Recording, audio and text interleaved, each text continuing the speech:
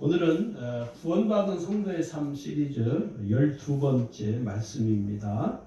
구원받은 성도는 복음으로 자유한 자입니다 라는 제목으로 말씀을 전하려고 합니다. 이 복음이 주는 은혜의 선물은 자유입니다, 여러분. 그래서 이 복음을 다른 말로 복된 소식이라고 말하기도 하고 기쁜 소식이라 그렇게 말을 합니다. 그래서 이 복음으로 자유케 된 삶은요, 복음의 은혜와 능력을 경험하는 삶을 살게 만듭니다. 결코 이 세상에서는 우리가 자유할 수가 없다는 사실을 우리가 깨달아야 됩니다. 왜 그러냐면 이 세상은 여러분 죄로 가득한 곳이고 하나님께서 이 세상을 그래서 심판합니다.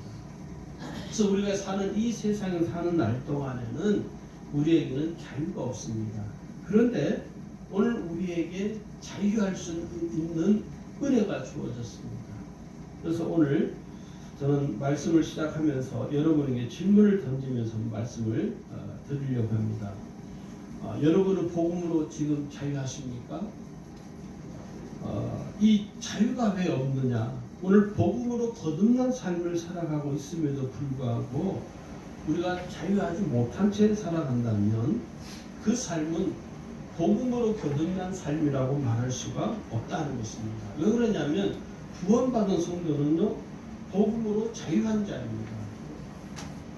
자기가 복음으로 자유함에도 불구하고 그 구원받은 성도들이 자유롭게 살지 못한다면 그 복음의 자유는 그 사람에게는 아무 필요가 없다는 것이죠. 오늘 왜 이 성도들이 자유하지 못하느냐, 여러 가지 이유가 있습니다. 첫 번째는 복음을 경험하지 못하기 때문에 그렇습니다. 이 복음의 능력과 은혜를 경험하지 못한 사람들은요, 자신의 삶 속에서 누리는 자유가 없습니다. 그래서 뭔가에 자꾸 마음이 짓눌림을 당하고 무언가에 자기 자신도 모르게 쫓겨요. 그리고 압박을 받고 또 어떤 경우는 마음이 조급해지는 것이죠. 여러분, 예수를 믿게 되면 제일 중요한 게 뭐냐면 마음에 우리의 심령 속에 뭐가 임하느냐면 평안이 임하게 됩니다. 예수님이 주시는 평안으로 평안한 사람은요, 마음의 조급함이 사라지고 마음의 불안함이 사라지고 마음에서 모든 것들이 불안한 모든 것들이 주님이 이미 다 그 문제를 해결해 주셨기 때문에 오늘 우리에게 남는 것은 평안합니다. 그런데 오늘날 성도들이 살면서 자꾸 마음에 이 압박을 받아요. 세상으로 도는 것도 있고 사람으로 도는 것도 있고 또 자기 자신으로부터 오는 것도 있습니다. 그것은 자유하지 못하다는 것입니다. 이게 오늘 우리를 참 안타깝게 하는 것입니다. 그래서 이 복음의 능력과 은혜를 경험하지 못하기 때문에 마음에서 불안이 계속 끊어지질 않는 거예요. 여기 로마서 1장 16절을 보시면 여러분, 이 복음은 모든 믿는 자에게 구원을 주시는 하나님의 능력이 됨이라 그렇게 기록이 되어 있습니다. 로마서 1장 16절 그 다음에 17절 이 두 구절은 오늘 집에 가셔서 꼭 다시 한번 묵상할 수 있기를 바랍니다. 17절을 보시면 그래서 뭐라고 하냐면 복음에는 하나님의 의가 나타나서 믿음으로 믿음에 이르게 하나니 기록된 바 오직 의는 믿음으로 말미암아 삽니다. 그렇게 기록이 되어 있습니다. 그러니까 이 복음은 모든 믿는 자에게 하나님이 주시는 구원을 주시는 하나님의 능력이 되는 것입니다. 그래서 이 능력을 믿는 사람은요, 믿음으로 사는 것인데, 그래서 의인은 오직 믿음으로 말미암아 살게 된다는 거예요. 그래서 이 복음은 죄로 인해서 영원한 심판을 받을 수밖에 없는 죄인을 구원하시는 능력입니다. 복음이라는 것이 우리가 생각하는 그 이상의 능력을 소유하는 것이 바로 이 복음이라는 거예요. 여러분, 우리가 구원받을 수 있는 구원의 능력을 대체할 수 있는 것은 이 세상에 복음 외에는 없습니다. 그래서 우리가 복음을 이야기하고 십자가 복음을 강조할 수밖에 없는 거예요. 구원의 능력을 경험하지 못한 채 살게 되면요, 내 삶에 나도 모르게 자유가 없습니다.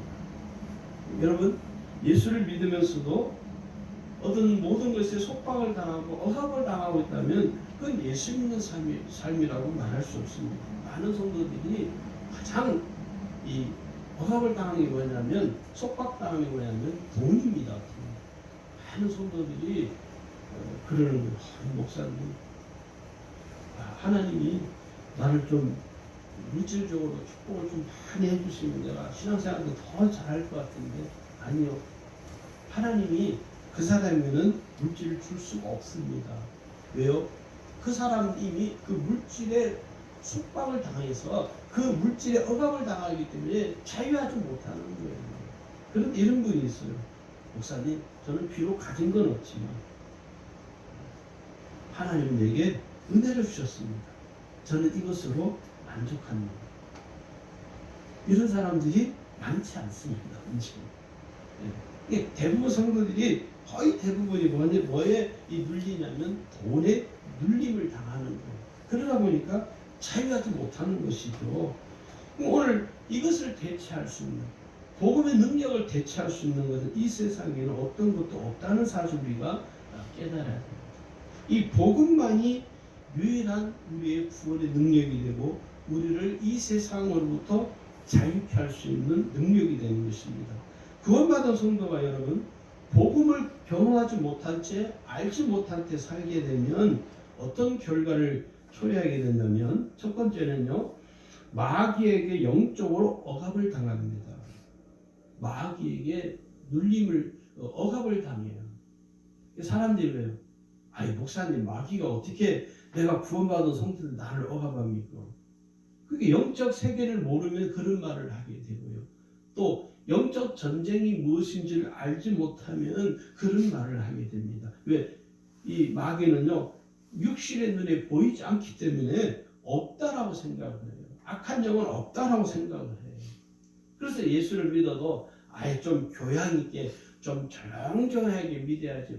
그렇게 유별나게 믿느냐고. 근데 성경을 보면요, 성경은 조용조용하지가 않아요. 성경이 정말 유별납니다.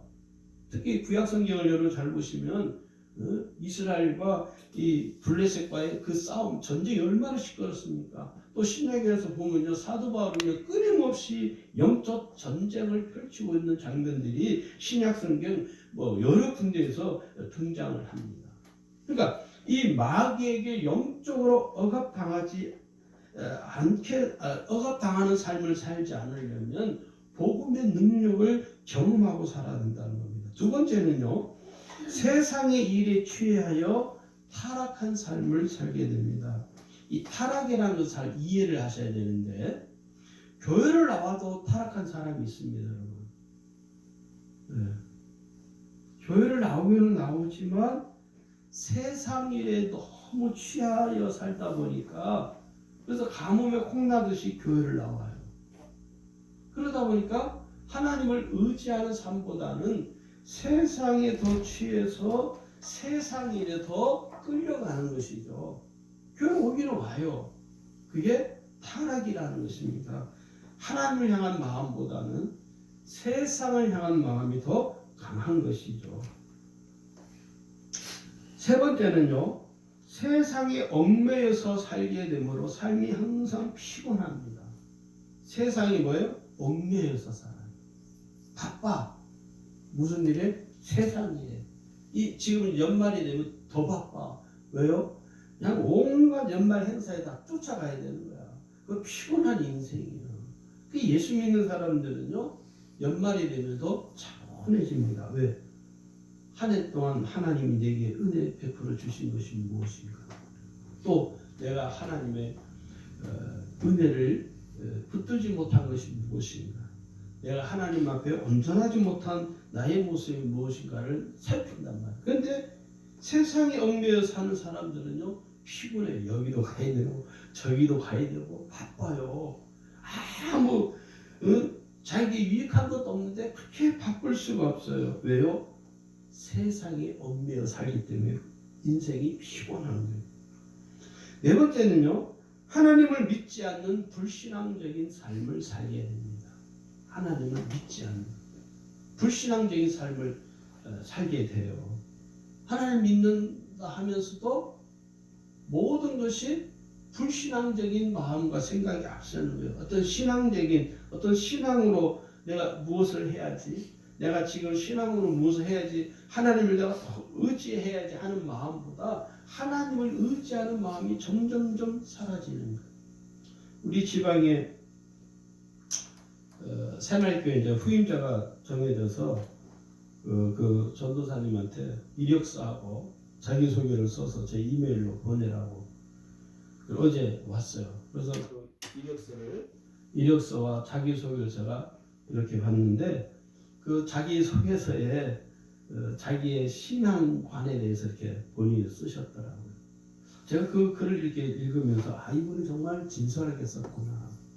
꾸미지 않고 나이가 51살이 되어서 늦게 신학을 해서 신학대학을 이제 졸업해서 나가야 되는데 교회 나갈 그 임지가 없으니까 자기자 스승 목사님이 저한테 전화 오셔서 이 젊은 친구가 나이 좀 먹어서 신학을 했는데 신실하다고 그러시냐 그러면 이력서하고 소개서를 좀 보내라고 또 봤더니 거기다가 A4 용지 한 장으로 이렇게 자기 신앙관에 대해서 또 자기가 어떤 신앙이 또 자기 집안 보니까 5대째 신앙이 5대. 자기는 그 전사람 쓴 글 중에 제가 눈길을 끄는 장면이 뭐냐면 그 어머니가 새벽기도 갔다 와서 다 자기 머리에 손을 얹고 기도를 했다는 거예요.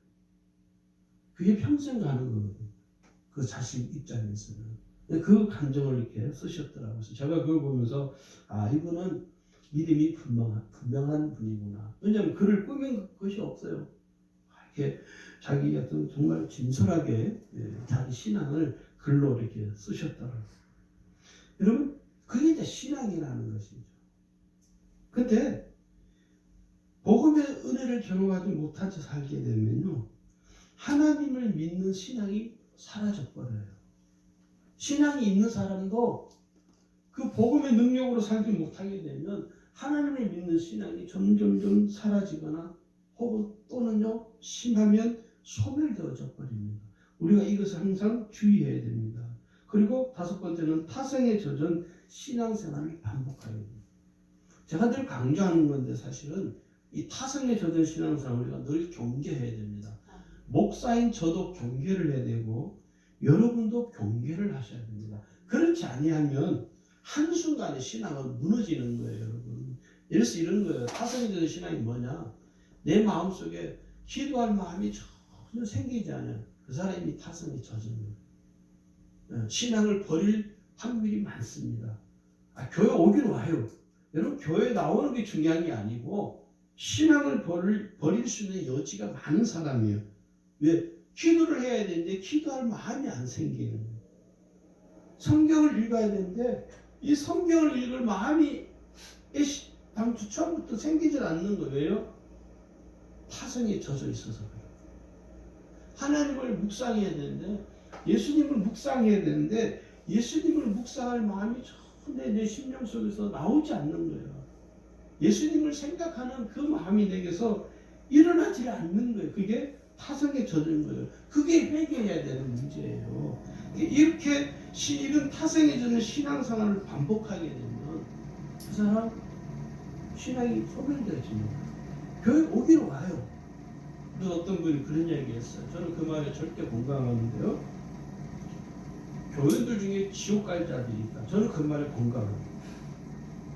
교인들 중에 지옥 갈 자들이 분명히 있다. 여러분 우리가 이것을 마음에 새겨야 됩니다. 할렐루야. 교회에 나오는 정도 신앙으로 만족해서는 안 되고 내가 하나님을 의지하고 하나님을 간절히 구하고 하나님의 얼굴을 구하는 우리의 신앙이 되어야 됩니다. 그리고 마지막으로 일상의 우리의 삶 속에서 하나님의 은혜를 구하지 않습니다. 제가 저희 교회는 아니지만 제가 감리사라서 저희 교회 담임자가 선교사로 나가는데 후임자가 와야 되는데 제가 감리사니까 제가 지금 목사님들한테 기도하고 좀 찾아달라고. 근데 저 혼자만 열심히. 제가 깨달았어요. 아, 내가 감리사가 아니었더라면 나도 똑같이 후임자가 얻을지 말든지 신경 안 썼을 것이다. 사실은 제 발등에 불 떨어진 것도 내가 감리사 재임 기간 만약에 교회가 후임자가 안 오면은 교회 이게 뭐죠? 교회 정리를 해야 되거든요. 교회 하나 없어지는 거예요. 그래서 하나님 하나님의 교회가 없어진다는 건 어떻게 되겠습니까? 하나님 후임자를 보내달라고 정말 간절히 기도했는데 며칠 전에 목사님 한 분이 전화하셔서 조금 이번에 대학원을 졸업하는 전도사가 있는데 그 감사히 받아달라고 제가 속으로 어서 오라고 빨리 어서 오라고. 그래서 이게 하나님이 여러분 우리가 일상의 우리의 삶 속에서 하나님의 은혜를 늘 구하셔야 됩니다. 할렐루야. 어느 정신병자가 편지를 썼어요. 열심히 편지를 써요. 정신병원에서. 간호사가 이렇게 쳐다보니까 궁금한 거예요. 편지를 열심히 쓰고 있으니까 이 정신병자들이 정신없이 막 자기 나가거든요. 간호사가 물고로 이렇게 쳐다보니까 저 사람이 도대체 뭘 그렇게 열심히 쓰나 궁금해서 가까이 가가지고 아니 도대체 누구한테 그렇게 편지를 열심히 쓰는 거냐고 물어봤어요. 그랬더니 정신병자 뭐라는 나한테 쓰는 거다. 정신병자 그렇게 말을 하는 거예요. 그 간호사가 어이가 없잖아요. 물어봤어요. 뭐라고 쓰느냐고. 그러니까 정신병자 뭐라고 했어요? 받아봐야 알지. 정신없이 사는 사람들이 참 많아요. 예수 믿는 사람들도 정신없이 살면 안 됩니다. 예수 믿는 사람은 특별히 정신을 똑바로 차리고 우리 경상도 버전으로 정신 줄을 단디히 잡고 살아야 됩니다. 두 번째는요, 진리를 알지 못하기 때문에 그렇습니다. 복음의 능력을 경험하지 못하는 이유는 진리를 알지 못한다는 거예요. 그러니까 진리를 알지 못하기 때문에 뭐가 주어지지 않냐면 자유라는 권세가 주어지지 않는 거예요. 진리를 믿는 사람에게는요, 권세가 임하는데 자유라는 권세가 임하게 됩니다. 그래서 이 자유는요, 진리에서부터 나오는 거예요. 나 스스로가, 우리 스스로가 자유할 수 없습니다. 우리가 그것을 잘 깨달아야 됩니다. 진리를 통해서만 우리가 자유할 수 있어요. 오늘 그래서 이 본문이 우리 이야기를 하잖아요. 여러분 본문으로 돌아가서 한번 보실까요? 18절, 19절 한번 같이 읽어보겠습니다. 같이 읽습니다. 주의 성령이 내게 임하셨으니 이는 가난한 자에게 복음을 전하게 하시려고 내게 기름을 부으시고 나를 보내사 포로된 자에게 자유를 눈먼 자에게 다시 보게 함을 전파하며 눌린 자를 자유롭게 하고 주의 은혜의 해를 전파하고. 여기 주의 성령 진리의 영이 임하시니까 어떻습니까? 가난한 자에게 복음을 전하게 한다. 그래서 내게 기름을 부으셔서 나를 보내사 포로된 자에게 자유를 주고요, 눈먼 자에게 다시 보게 하고요, 눌린 자를 자유롭게 한다는 거예요. 병든 자를 치료하게 하는 것이 진리가 주는 은혜입니다. 할렐루야. 그러니까 진리를 알면 진리를 인해서 내가 자유할 수 있다는 거예요. 여러분 한번 생각해 보세요. 왜 예수님께서 멸시를 받으셨을까요? 내가 멸시를 받아야 되는데 왜 예수님이 멸시를 받았을까요? 그것은 내게 자유를 주시기 위해서. 할렐루야. 왜 예수님이 핍박을 당하셨을까요? 내게 자유를 주시기 위해서. 왜 예수님이 온갖 모욕을 받아야 될까요? 예수님은 모욕을 당할 뿐도 아니고 핍박을 받을 뿐도 아니고 멸시를 받을 뿐도 아니고 조롱을 받을 뿐이 아닙니다. 왜? 죄가 없으신 하나님의 독생자이시죠. 그런데 그분이 멸시를 당하고 핍박을 당하고 모욕을 받고 굴욕을 당했습니다. 왜 그랬을까요? 오늘 우리에게 자유를 주시기 위함이었어요. 할렐루야. 아멘. 그러니까 우리가 지금 누리는 이 자유는 여러분, 예수님이 모욕을 당하고 멸시를 당하고 핍박을 당한 것과 맞바꾼 거예요. 그래서 이 복음이 능력이 어마 위대한 것입니다. 그러니까 예수님께서는 오늘 우리에게 자유를 주기 위해서 모든 수모와 멸시와 모욕을 다 참으시고 견디시면서 결국은 십자가에서 피 흘려 죽으신 것입니다. 여기 고린도후서 3장 17절을 보시면 주는 영이시니 주의 영이 계신 곳에는 자유가 있느니라 이렇게 말합니다. 그러면서 말씀하는 말씀이 뭐냐면 우리에게 내가 너희를 자유케 했으니 다시는 종의 멍에를 매지 말라고 갈라디아 5장 1절에서 말합니다. 거기를 여러분 보세요. 그리스도께서 우리를 자유롭게 하시려고 자유를 주셨으니 그러므로 굳건하게 서서 다시는 종의 멍에를 매지 말라.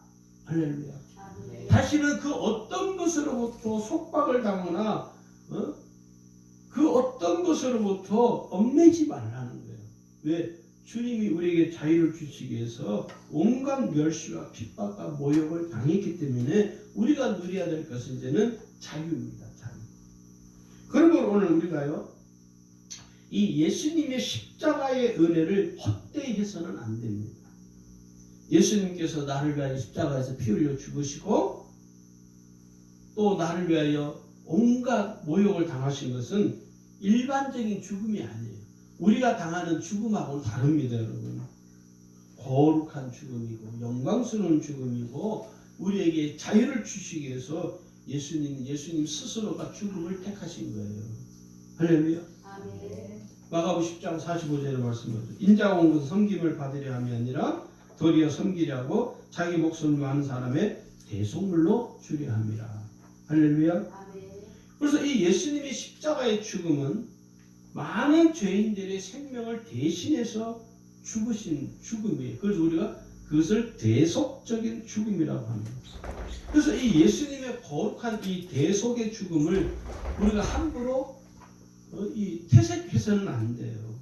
예수님의 십자가의 죽음을 통해서 우리가 자유케 되었으니까 이 예수님의 거룩한 죽음을 우리 스스로가 퇴색해서는 안 됩니다. 예수님의 죽음이 더 빛나고 예수님의 죽음이 더 영광스러운 죽음이 되려면 우리가 항상 자유롭게 사셔야 됩니다. 할렐루야. 아멘. 어떤 누구라도 여러분, 이 세상에 어떤 누구라도 감히 흉내낼 수 없는 죽음입니다. 여러분, 어떤 종교에서도 누구를 위해서, 인류를 위해서 죽었다는 사람 봤습니까? 들어보지를 못했어요.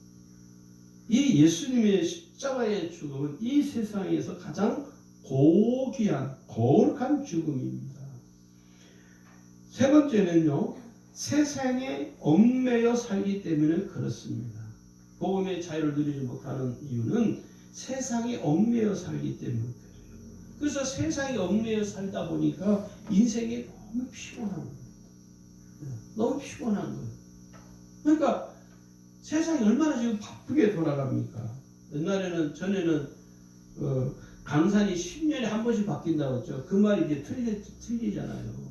강산이 지금은요, 한 2, 3년에 한 번씩 바뀌는 것 같아요.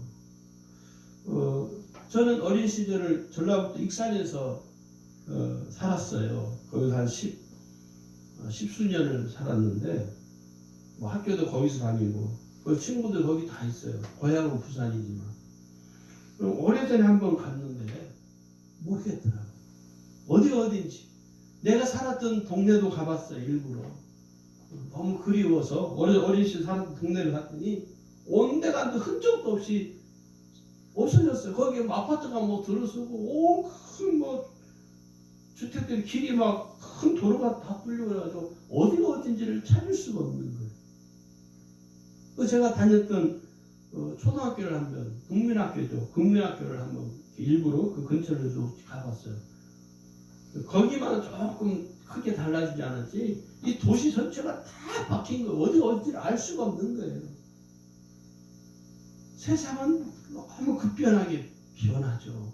그래서 오늘 우리가 그리스도에 사는 우리가요, 세상이 너무 급변하게 변하니까 세상에 맞춰서 살다 보니까 뭐가 문제가 생기냐면 우리도 모르게 세상이 얽매이게 돼요. 세상이 너무 급변하게 바뀌니까 세상의 조리에 우리도 바뀌어야 되니까 하다 보니까 어떻게 돼요? 세상에 나 자신도 나도 모르게 세상에 이렇게 얽매여 살아가는 거예요. 그래서 늘 피곤한 거예요. 그래서 여러분 사람들이요 늘 피곤하다고 말하는 사람들이 있어요. 목사님 너무 피곤해. 그래서 속으로 당신이 왜 피곤한지 아는가? 당신이 왜 피곤하게 사는지를 냉정하게 한번 말씀에 근거해서 비춰봐라. 그런 이야기를 꼭 해주고 싶어요. 이런 사람이 있어요. 또 늘 불평과 불만에 사로잡혀 사는 사람이 있어요. 여러분은 늘 감사하시나요? 한번 해보세요. 녹음기를 딱 들고 다니고 하루 종일 녹음을 한번 해보세요. 자기가 무슨 말을 하는지. 무심코 자기 자신도 모르게 뭘 많이 하느냐면 불평을 많이 해요. 이런 거예요. 다른 사람들에게도 불친절한 사람들은요 불평과 불만이 많아서 그래요. 다른 사람들에게 짜증을 내는 사람들이 있죠. 그 속에 불평과 불만이 있기 때문에 짜증을 내는 거예요. 왜요? 세상이 얽매여 살기. 세상이 내가 이렇게 열심히 사는데 이 세상이 왜 나에게 왜 내게 선한 것으로 돌아오지 않느냐. 어떤 분이 목사님 저처럼 부지런하게 사는 사람이 있는 줄 아세요? 자기가 부지런하게 사는지 안 사는지 제가 어떻게 알겠어요? 막 화를 내는 거예요. 왜 그러냐. 내가 이렇게 부지런하게 사는데 이놈의 세상이 말이야 나한테 그냥 이상한 건 왜 그래요? 불평과 불만에 사로잡혀서 사는 사람들. 그래서 그 무엇인가에 얽매여서 살기 때문에 모든 삶이 피곤하고 힘든 거예요. 할렐루야. 여러분 보세요. 성경은요 오늘 그리스도인들을 어디에 비유를 하느냐면 군사에 대해서 비유를 합니다. 디모데후서 2장 3절 4절에 가면 그렇게 말씀해요. 너는 그리스도 예수의 좋은 병사로 나와 함께 고난을 받으라. 병사로 복무하는 자는 자기 생활에 얽매이는 자가 하나도 없나니 이는 병사로 모집한 자를 기쁘게 하려면. 병사의 특징이 뭐냐면 자기 생활에 얽매이는 자가 없다는 거예요. 오늘 우리는 그리스도의 군사들입니다. 내가 그리스도의 군사로 하나님이 나를 부르셨는데 내가 나의 생활에 내가 살아가는 이 세상에 얽매여 산다면 그 사람은 그리스도의 군사가 아니라는 것이죠. 그러면서 요한 1서 2장 15절에 가면 이렇게 말합니다. 이 세상이나 세상에 있는 것들을 사랑치 말라. 세상이 어떻게 하자면 사랑치 말라는 거예요. 왜요? 누구든지 세상을 사랑하면 아버지의 사랑이 그 속에 있지 아니하느니. 그러니까 세상을 사랑하는 자는 하나님을 사랑하지 않는다는 거예요. 하나님을 사랑하는 자는 세상을 사랑하지 않는다는 거예요. 세상도 사랑하고 하나님도 사랑하고 이 두 개가 안 된다는 거예요. 하나님도 좋고 세상도 좋고 안 된다는 거예요. 세상을 좋아하든지 하나님을 사랑하든지 둘 중에 하나 우리가 선택을 해야 돼요. 여러분 어디를 선택하실래요? 하나님을 사랑할 수 있기를 주의 이름으로 축원합니다. 그래서 이 세상이 얽매여 사는 사람들은요 자기 자신도 모르게 어떻게 되는지 알아서 눈치를 보는 삶을 살게 돼요. 세상이 얽매여 살게 되면요 자꾸 눈치를 봐요. 남자들이요 60, 70이 넘어가면 누구 눈치를 제일 많이 봐요? 자기 아내 눈치를 많이 보는 거예요. 왜? 젊었을 때 저지른 짓이 있어가지고 눈치를 본다는 거예요. 왜 그래요? 부인에게 얽매여 살기 때문에 그래요. 사람에게 얽매여 살면요 사람의 눈치를 보게 돼요. 세상이 얽매여 살기 때문에 누구 눈치를 봐요? 세상 눈치를 쫙 보는 거예요. 그리고 자꾸 세상을 견눈질하게 다른 사람 눈치를 보며 사는 거죠. 여러분 그것처럼 피곤한 인생이 어디 있습니까? 얼마나 그 피곤한 인생이에요. 여러분 세상에 얽매 있는 모든 것으로부터 여러분 자유하시기를 축원합니다. 세상은 여러분에게 아무것도 해주지 않습니다. 세상에 얽매여 살다가는 큰 낭패를 당합니다. 여러분 이런 용어를 혹시 아실 거예요? 마마보이 아시죠? 이 마마보이 특징이 뭐죠? 엄마에게 의존하여 살아가는 사람들을 통칭하는 단어입니다. 결혼을 했음에도 불구하고 여전히 엄마에게 의존해 살아가는 사람들이 결혼 생활이 진실로 행복할까요? 결혼을 했어요, 자녀가. 근데 뻑 하면 자기 엄마한테 전화해. 엄마 이거 어떻게 해? 아니 아내가 있고 남편이 있는데도 그 아내 남편은 제껴놓고 자기 엄마한테 바로 전화하는 거예요. 엄마 이건 어떻게 해? 또 전화. 엄마 이건 어떻게 해? 그 인생이 행복할까요? 행복할 수가 없죠. 절대로 행복할 수 없습니다. 왜요?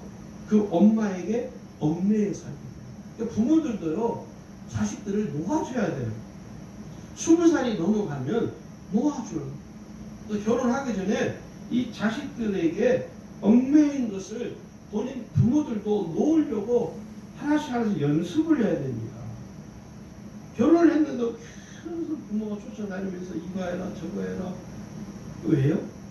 얽매여서 자식이 얽매여 살기 때문에 끝까지 부모가 쫓아다니면서 다 해줘야 되는 거예요. 언제까지? 죽을 때까지. 요즘 사회적인 분위기가 다 그런 분위기잖아요. 그런 분위기. 그게 나쁘다고 말할 수는 없어요. 또 우리 지방의 목사님들도 할아버지 할머니들이 몇 분이 계셔요. 이렇게 만나면요, 누구 이야기 앉아서 그냥 자기 손주 얘기. 그래서 하루는 아니 할 얘기가 그렇게 없어요. 그 손주 얘기 지겹지도 않습니까? 그때 나보고 뭐라 그래서 바꿔주자고 손주 생겨봐. 그게 왜 그래요? 얽매여 살기 때문에. 얽매여. 부모는 자식에게 얽매여, 자식은 부모에게 얽매여. 우리나라만 좀 유독 그런 것 같아요. 일본이나 이런 다른 유럽 이런 미국 이런 데는 좀 덜한데 특히 우리나라는 조금 더 부모들이 자식이 그래서 좋은 말로 애틋하다. 그걸 저는 비난할 마음은 없습니다. 그래서 좋다 나쁘다 말하기도 어렵죠. 오늘 우리의 삶에 나를 얽매고 있는 것이 무엇인가? 여러분 오늘 여러분 개인에게 이게 질문을 하셔야 돼요.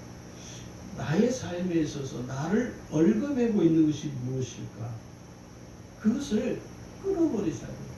그래서 이 얽매여 있는 모든 것으로부터 우리가 자유할 수 있기를 주의 이름으로 축원합니다. 그래야 하나님이 기적을 행할 수가 있습니다. 저는 여러분에게 세 가지 질문을 좀 던지려고 합니다. 여러분 이 질문에 마음속으로 한번 대답을 해보세요. 첫 번째 질문은요. 당신은 구원 받았습니까? 구원 받으셨어요? 어떤 분에게 제가 그랬어요. 당신은 집사님은 구원 받으셨습니까? 그랬더니 한참 고민을 하시더라고요. 한참. 그래서 그러는 거예요. 목사님 제가 정말 구원 받았을까요? 나한테 오히려 물어보는. 근데 여러분 아셔야 됩니다. 오늘 많은 성도들이 자기 자신이 구원받은지를 모르는 성도들이 의외로 많더라고요. 의외로 많아요. 그리고 자기가 구원받은 것으로 알고 있는 성도도 많아요. 이런 거예요. 아유, 목사님 무슨 그런 질문을 하시고 그러십니까? 제가 목사인데요. 아이 목사님 무슨 그런 질문을 시답지 않은 질문을 하고 계십니까? 제가 장로인데요. 또 그래요. 아이 목사님 무슨 그런 걸 질문이라고 하십니까? 제가 집사인데. 대부분 사람들이 내가 구원받았다는 이 사실을 내가 목사이기 때문에 구원받았고 장로이기 때문에 구원받았고 집사이기 때문에 구원받았다고 생각을 해요. 아니요. 구원받는 건요, 목사인지 목사나 장로나 집사 이런 직분으로 구원받는 게 아닙니다. 할렐루야. 그래서 제가 오늘 여러분에게 질문하는 거예요. 구원받았습니까? 저도요, 저 자신에게 자주 하는 질문 중에 하나예요. 내가 구원받았다. 늘 나를 살펴야 됩니다. 내가 정말 구원받은 사람인가? 구원받은 사람이라면 어떻게 해요? 구원받은 사람답게 살아야 된다. 그래서 내가 오늘 구원받은 그리스도인답게 살기 위해서 이 질문을 내게 계속 끊임없이 던져야 돼요. 그러니까 여러분도 여러분 스스로에게 내가 지금 구원받은 성도로서 잘 살아가고 있는가를 확인하려면 여러분 스스로에게 이 질문을 꼭 던지셔야 돼요. 계속해서. 저는 가끔가다 내가 정말 하나님으로부터 부름받은 주의 종인가? 하나님 나를 기름 부으셨을까? 이 질문을 늘 던집니다. 나는 하나님께 기름 부음 받은 주의 종인가? 왜 이 질문을 던지냐? 내가 하나님 앞에 기름 부음 받은 종이라면 신실해야 됩니다. 하나님 앞에 한 점 부끄러움이 없는 하나님 앞에 온전한 주의 종으로 세워져야 되기 때문에 끊임없이 저 자신에게 이 질문을 던지는 거예요. 신실해야 됩니다. 하나님 앞에 내가 신실한 자로 서가기 위해서는 나 자신에게 나를 위해서 계속 이 질문을 던져요. 그래서 내가 신실하지 못하다면 어떻게 해야 돼요? 하나님 앞에 회개해야죠. 목사라. 할렐루야. 회개해야 됩니다. 그래서 오늘 나는 구원받느냐는 문제를 심각하게 질문을 하면서 구원받은 성도로 살지 못하는 것에 대해서 어떻게 해야 돼요? 회개를 하셔야 돼요. 하나님 죄송합니다. 제가 구원받았는데 구원받은 자로 살지 못하는 것 하나님 용서해 주세요. 이게 진짜 그리스도인이죠. 두 번째 질문입니다. 당신은 복음으로 거듭났습니까? 똑같은 질문이 아니에요. 복음으로 거듭났습니까? 나는 지금 복음의 능력을 경험하고 체험하며 살아가고 있느냐. 이 복음으로 거듭나지 못하는 삶을 살게 되면요. 복음의 은혜와 복음의 능력과 복음의 권세와 복음이 주는 그 기쁨과 영광을 누리지 못하게 된다는 거예요. 복음의 능력을 내가 아는 것처럼 중요한 게 없습니다. 세 번째 질문인데요. 당신은 복음으로 자유하십니까? 오늘 이 세 가지 질문에 대해서 여러분 네라고 대답하셨다면 여러분은 복음으로 거듭났으며 복음으로 자유한 삶을 지금 살고 있는 것입니다. 그래서 여러분을 정죄할 수 있는 것은 이 세상에 어떤 것도 없습니다. 할렐루야. 왜냐하면 이 로마서 8장 1절 2절에서 그 대답을 우리에게 해주고 있습니다. 한번 찾아보실까요? 로마서 8장 1절과 2절의 말씀을 같이 보겠습니다. 로마서 8장 1절과 2절입니다. 우리 같이 읽어보겠습니다. 그러므로 이제 그리스도 예수 안에 있는 자에게는 결코 정죄함이 없나니 이는 그리스도 예수 안에 있는 생명의 성령의 법이 죄와 사망의 법에서 너를 해방하였습니다. 여기 뭐냐? 예수 안에 있는 자에게는 뭐가 어떤가? 결코 정죄할 것이 없다는 거예요. 그 어떤 것도 정죄받을 수가 없다는 거예요. 왜요? 그리스도 예수 안에 있는 생명의 성령의 법이 죄와 사망의 법에서 우리를 자유케 했기 때문에 그렇다는 것입니다. 할렐루야. 이 말씀이 우리를 자유케 하는 거예요. 그러니까 내가 설령 하나님 앞에 잘못할 수 있어요. 그런다 할지라도 심지어 죄를 내가 범할 수 있습니다. 그렇다 할지라도 죄를 범했다 할지라도 나를 정죄할 수 있는 건 그 어떤 것도 없다는 거예요. 이미 예수 그리스도 안에 있는 이 생명의 성령의 법이 나를 죄와 사망의 법에서 해방했기 때문에. 할렐루야. 그러면 그 죄를 그냥 그대로 놔둬야 되냐? 아니요. 그 죄를 어떻게 해요? 하나님 앞에 그 죄를 들고 가서 하나님 앞에 토설해야 됩니다. 하나님 앞에 그 나의 죄를 하나님 앞에 낱낱이 숨기지 않냐고 다 하나님 앞에 토설해야 됩니다. 하나님, 내가 이런 죄를 범했습니다. 용서해 주세요. 예수님의 보혈이 내게 부어지게 해달라고, 예수님의 보혈을 나의 허물과 죄를 용서해 달라고 하나님과 눈물로 회개하면 하나님이 내가 너의 죄를 사해 준다. 내가 너를 용서한다. 그 용서의 은총이 우리에게 임하는 것입니다. 우리를 하나님의 사랑에서 끊을 수 있는 이 세상에는 그 어떤 것도 없습니다. 할렐루야. 로마서 8장 38절 39절을 또 한번 보실까요? 금방 우리가 읽은 8장 1절 있는 바로 같은 말씀인데요. 8장 38절에서 39절을 우리가 같이 한번 읽겠습니다.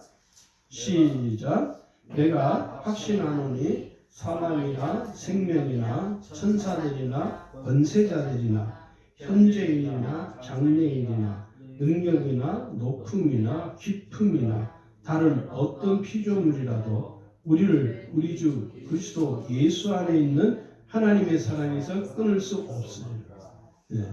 하나님의 사랑이 우리를 끊을 수 있는 건 없어요. 그래서 우리가 자유할 수 있는 거예요. 내가 부족해도 자유함의 은혜가 우리에게 계속 영원토록 우리가 주님 앞에 갈 때까지 그 자유함의 은혜가 우리에게 임하는 것입니다. 여러분, 자유할 수 있기를 주님으로 축원합니다.